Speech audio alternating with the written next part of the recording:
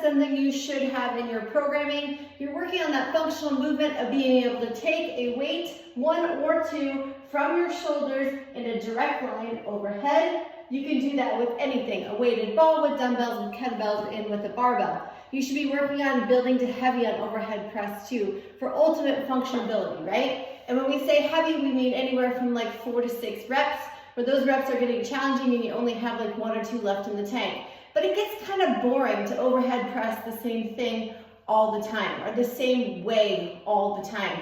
So it's nice to have options like dumbbells, kettlebells, like medicine balls to press overhead. But what if you thought about using your object, whatever it happens to be, in a way that's in a different stance? So I'm going to show you 5 different ways to overhead press that are not only going to challenge your shoulders and your overhead position, but they're really going to challenge your core as well. Okay, so our basic overhead press, most people do this just standing with their feet shoulder width apart, their legs locked out, and then they're moving that weight straight overhead so that at the end there, their bicep covers their ears.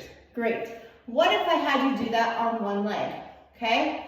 Stick a leg out in front, any leg that you wish. It doesn't have to be right or left.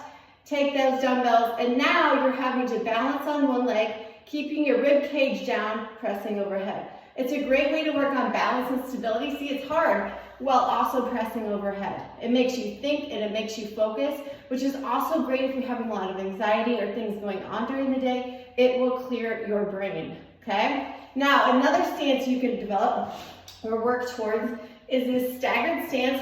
I want you to have a kickstand in the back. So you're up on your toe, you're in a good athletic position where if I needed you to drop into a lunge, you could easily. Soft bend in that knee, and now we're pressing from here, okay? What I'm having to do is keeping my rib cage down, I'm engaging my glutes, and I'm engaging my legs as I'm getting that overhead press.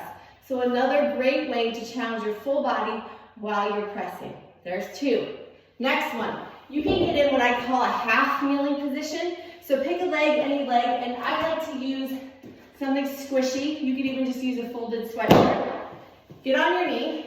And now, and again, you can do this single arm, okay? It's always good to work one arm at a time too, so you could do a single arm press from a half kneeling position, or you could take both dumbbells.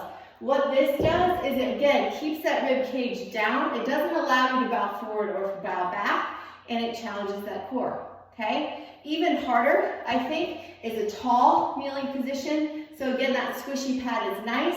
But look what happens when I put myself with 15-pound dumbbells, which are usually light for me to press overhead, in a tall kneeling position. I have no movement in my torso, no movement in my lower body. I have to squeeze my core very tight as I press overhead. Great way to challenge your core here, friends, a tall kneeling position. But notice I said tall, so we're not pushing our butt back. Everything is nice and stacked before you start pressing. Okay, so if I'm counting right, that's 4 positions for pressing overhead.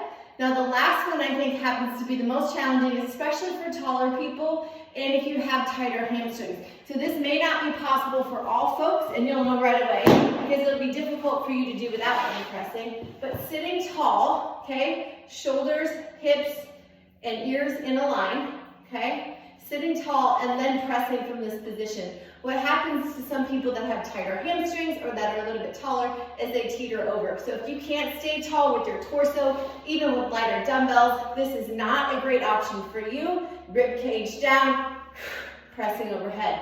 All of these movements can be done single arm or dual arm too, which gives you more variability. But there's 5 ways for you to press overhead. So if you're getting bored in the gym and you want to try something new, or if you're kind of stuck in a rut as far as like I've always been lifting 15 pounds, but those 20 pounders are a little too hard, take the 15 pounders, try it in a different position, and see if it works.